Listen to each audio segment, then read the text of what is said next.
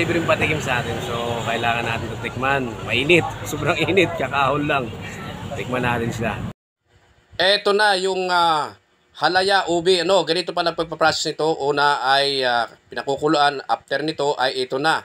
Pag nalagyan na ng mga ricado, yung mga ingredients. Ganito. Pinasasarap nila ang pagluluto ng ubi halaya.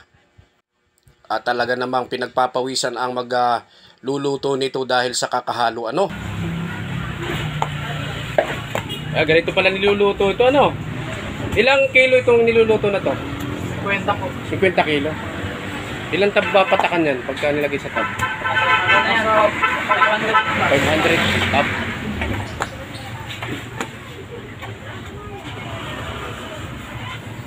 Bango. Sobrang bango. Kaya nakakapagod no? Tatlo lang kayo nagpapalitan.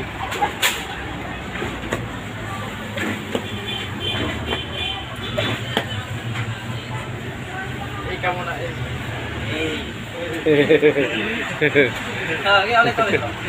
Sige.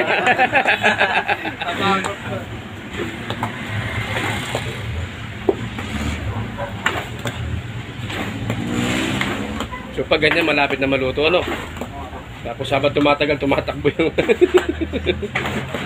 Kailangan tuloy-tuloy para hindi matipag. Lutong So pag ganyan hindi pa luto. Malapit na po. So kung kailang malapit na sa kabini, kailangan panay-panay ng halo.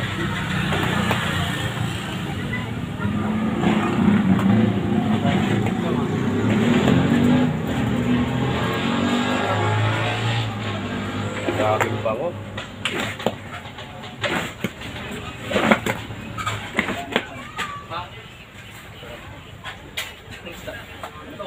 Walang kanin, bibigay ko lang kanin. Wala lang kayo dun.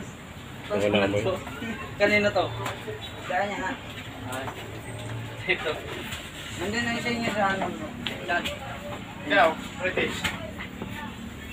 Ba? May pre-taste pa.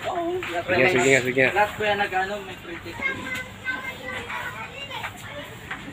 Ay, may pre-taste daw. Ito, tikman natin to. May libreng patikim sa atin. So, kailangan natin ito tikman. Mainit. Sobrang init. Kakahon lang. Tikman natin sila.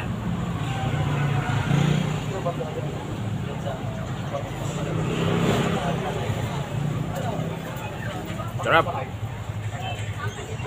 Mainit, masarap. Lalo na pag ito nilagay ito sa red. Sarap. Lalo nasarap mo yung yung pagka ito ubi niya. Grabe, masarap. Lalo.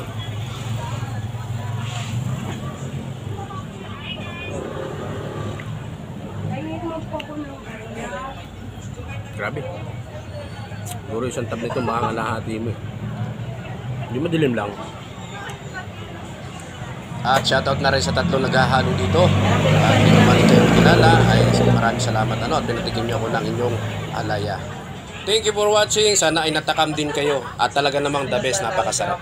Dito lang yan sa may Vicente Cruz, Sampaloc, Manila. Bango, sobrang bango.